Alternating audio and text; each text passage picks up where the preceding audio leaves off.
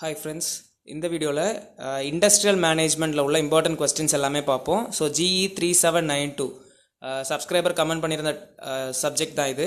So இதில் வந்து first lesson introduction to management, இதில் வந்து ரொம்ப இம்பார்ட்டன்ஸ் கொடுத்து படிக்க வேண்டியது என்னெல்லாம் அப்படின்றத பார்ப்போம்.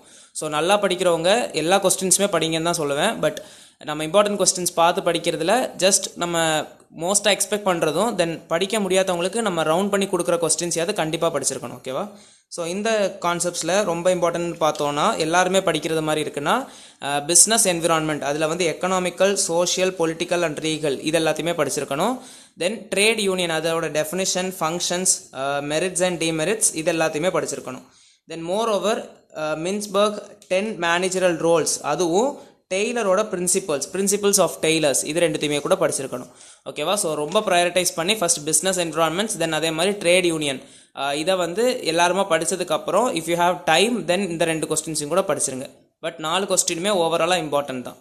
Then second lesson third lesson வந்து நமக்கு ரொம்ப கான்செப்ட்ஸ் வந்து கொஞ்சம் தான். லைக் எப்படின்னா செகண்ட் லெசனில் இப்போ மொத்தமே நமக்கு 3 டாபிக்ஸ் தான் சிலபஸில் கொடுத்துருக்காங்க. ஒன்று வந்து பிளானிங், தென் ஆர்கனைசிங், ஸ்டாஃபிங். ஸோ பிளானிங்கில் வந்து இப்போ 2 to 3 டாபிக்ஸ் கொடுத்துருக்காங்கன்னா அந்த பிளானிங் ஃபுல்லாத்தையுமே நீங்கள் படிச்சிட்டிங்கன்னா என்ன கொஸ்டின்ஸ் பிளானிங்லேருந்து கேட்டாலுமே எழுதிட முடியும். ஸோ 3 டாபிக்ஸ் கொடுத்துருக்கோம். 3 டாபிக்ஸில் 2 டாபிக்ஸ் படிச்சிட்டிங்கன்னா கண்டிப்பாக ஃபார் ஷுவர் எழுதிடலாம். ஒன்றுமே படிக்காமல் போகிறவங்க அட்லீஸ்ட் ஒரு டாப்பிக்காவது படிச்சுட்டு போயிருங்க. ஓகேவா? ஸோ ஓவராலாக இந்த சாப்டர்லேருந்து management, human resource management, like நிறைய மேனேஜ்மெண்ட்ஸ் நீங்கள் ஏதாவது சப்ஜெக்ட்ஸுக்கு படிச்சிருந்தீங்கன்னா ஓவராலாக லிங்க் ஆகி தான் வரும். பட் சர்டன் க்ரைட்டீரியா ஆர் அது வே ஆஃப் அப்ரோச் மட்டும் தான் டிஃபர் ஆகும். ஓகேவா? ஸோ இது 3 கொஸ்டினில் அட்லீஸ்ட் ஒரு 2 டாபிக்ஸாவது பார்த்துட்டிங்கன்னா ஃபார் ஷுர் கண்டிப்பாக எழுதிடலாம். ஓகேவா?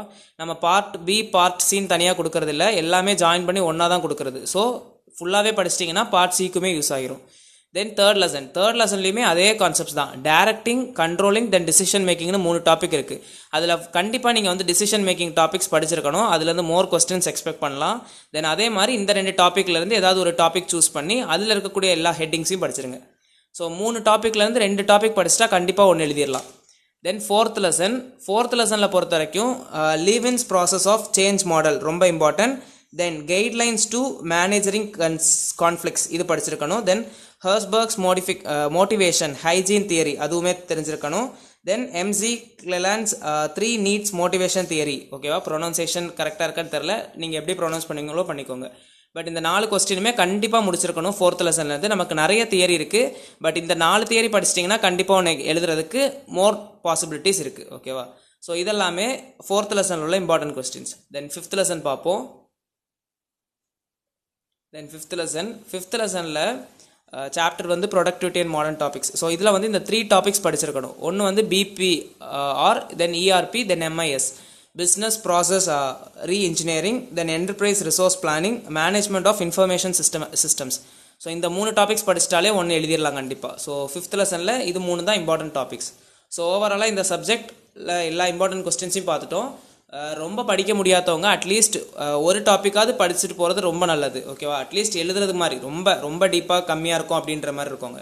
தென் ஓவராலாக நல்லா படிக்கிறவங்களுக்கு என்ன சஜஷன்னா எல்லா டாப்பிக்லையுமே என்ன ஹெட்டிங்ன்றதை பார்த்துட்டு போயிட்டீங்கன்னா உள்ளே ஏதாவது கண்டென்ட் எழுதுறதுக்கு யோசிச்சு எழுதுறதுக்கு ஏதாவது தெரிஞ்சிருக்கணும் இல்லையா? அப்போது சர்டன் பாயிண்ட்ஸ் ஏதாவது கேதர் பண்ணிட்டு போயிட்டீங்கன்னா கண்டிப்பாக எழுதிடலாம்.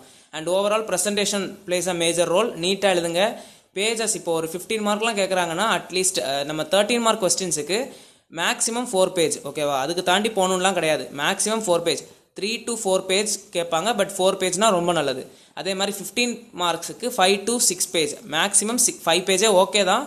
பட் கண்டென்ட்டை பொறுத்து நீங்கள் எழுதுறது மாதிரி நீங்கள் 3 மார்க், நிறைய பேர் 3 பேஜ் எழுதியிருந்தாலுமே மார்க் நல்லா கிடைக்கும். ஏன்னா எழுதியிருக்க பாயிண்ட்ஸ் அப்படி இருக்கும். ஓகேவா? ஸோ ஓவராலாக நீட்டாக படிச்சுக்கோங்க இந்த சப்ஜெக்ட். ஸோ வீடியோ பிடிச்சிருந்துச்சுன்னா லைக் பண்ணுங்கள், ஃப்ரெண்ட்ஸுக்கும் ஷேர் பண்ணுங்கள், கண்டிப்பாக யூஸ்ஃபுல்லாக இருக்கும். சப்ஸ்கிரைப் பண்ணிக்கோங்க. தேங்க்யூ.